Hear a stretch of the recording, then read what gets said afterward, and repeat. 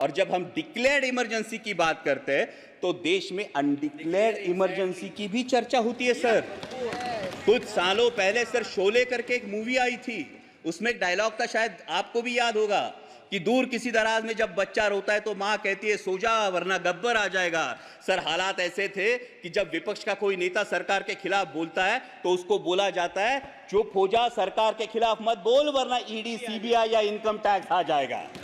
Party राष्ट्रवादी कांग्रेस शरद चंद्र Pawar party की तरफ से खड़ा हूं, जिस पार्टी को चिल्ला चिल्ला कर हम ओरिजिनल है ये कहने की नौबत नहीं आती, क्योंकि महाराष्ट्र की जनता ने फैसला कर दिया है कौन असली है और कौन नकली है।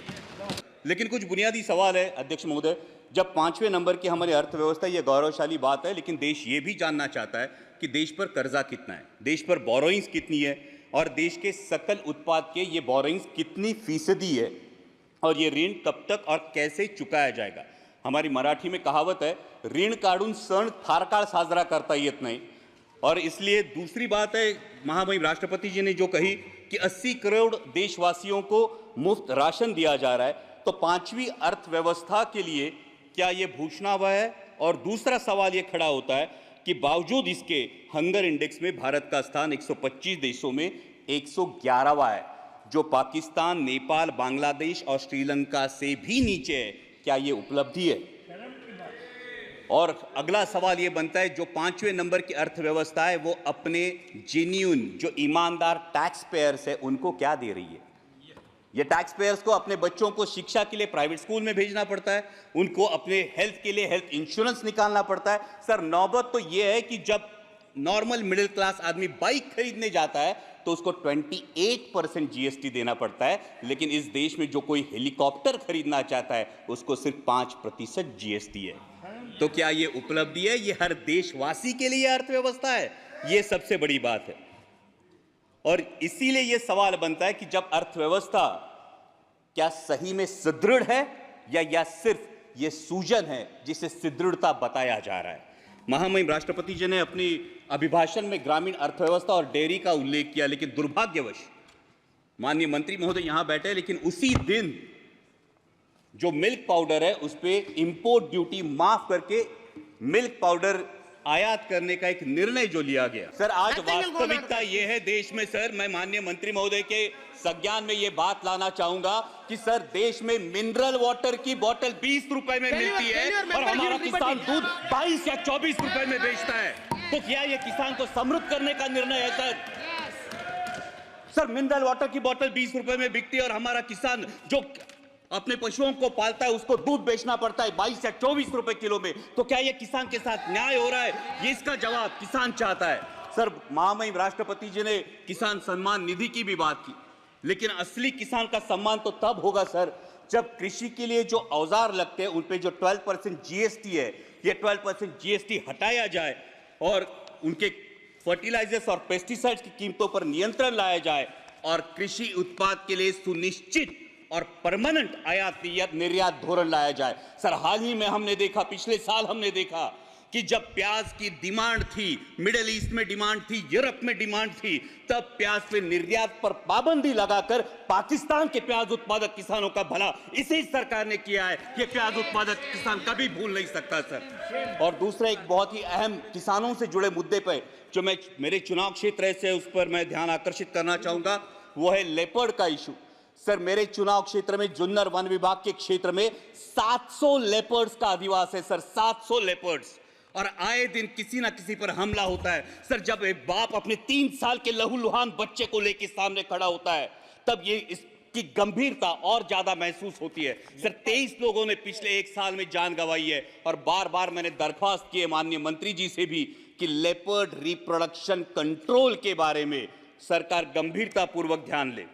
महामहिम राष्ट्रपति जी ने अपने अभिभाषण में इंफ्रास्ट्रक्चर की भी बात की, जो 3,82,000 किलोमीटर हाईवे हुए हैं उसके लिए मैं सरकार का अभिनंदन करता हूं।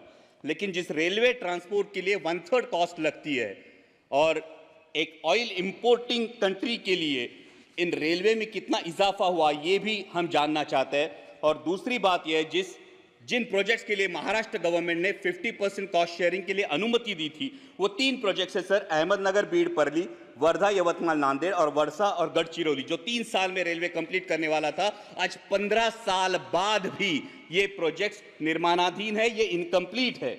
और महाराष्ट्र के गोल्डन ट्रायंगल को जोड़ने वाली पुणे नासिक रेलवे जैसा एक एम्बिशियस प्रोजेक्ट, जिस प्रोजेक्ट की फाइल कैबिनेट अप्रूवल के लिए पिछले 2 साल से पड़ी है, ना उसको कैबिनेट अप्रूवल मिल पा रहा है और ना ही इसकी इंप्लीमेंटिंग एजेंसी तय हो रही है। साथ ही में दौंड से पुणे तक जो लोकल की डिमांड है, ये भी डिमांड अब तक उसकी आपूर्ति नहीं की गई है।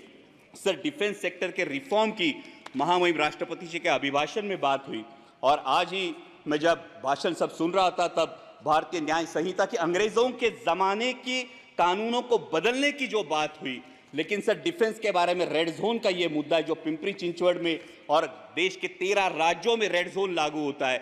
ये रेड जोन 1903 के इंडियन डिफेंस एक्ट, अंग्रेजों के जमाने के कानून के तहत 2000 यार्ड का लागू होता है, लेकिन 1970 में जो स्टेक रेगुलेशंस हमने अपनाए, जो यूएन के स्टेक रेगुलेशंस हमने अपनाए, जिसको 2005 में अमेंड किया गया, उस स्टेक रेगुलेशन के तहत 200 से 500 मीटर सिर्फ रेड जोन की मर्यादा होनी चाहिए। और इसलिए रेड जोन क्या है? रेड जोन ये होता है जो डिफेंस का जो सेक्टर होता है, ये डिफेंस के सेक्टर के इसमें निर्माण के लिए अनुमति नहीं दी जाती, इन घरों को गैर कानूनी करार दिया जाता है। और इसलिए मेरी दरख्वास्त है कि अंग्रेजों के इस कानून को त्याग कर 1905 के इंडियन डिफेंस एक्ट को त्याग कर स्टेक रेगुलेशंस के तहत 500 मीटर के परे रेड जोन हटाया जाए और लाखों देशवासियों को राहत दी जाए।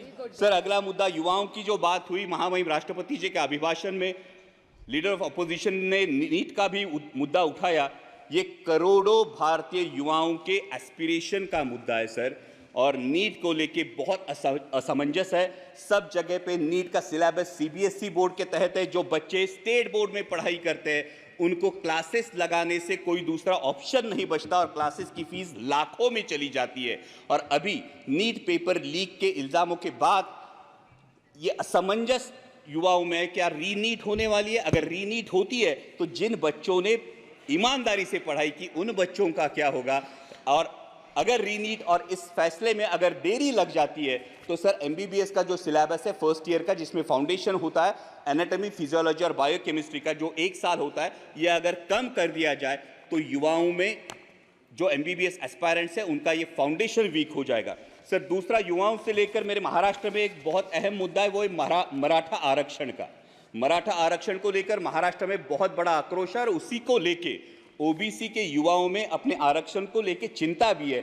इसलिए मेरी सदन के माध्यम से सरकार से दरख्वास्त है कि जातिगत जनगणना कराई जाए और किसी भी के आरक्षण को ठेस ना पहुंचाते हुए मराठा समाज को भी आरक्षण दिया। दोस्तों, अगर हमारे वीडियो आपको पसंद आ रहे हैं तो लाइक, शेयर और सब्सक्राइब जरूर करें। अगर आप हमें फेसबुक पे देखते हैं तो फेसबुक पे शेयर जरूर करें। नमस्कार।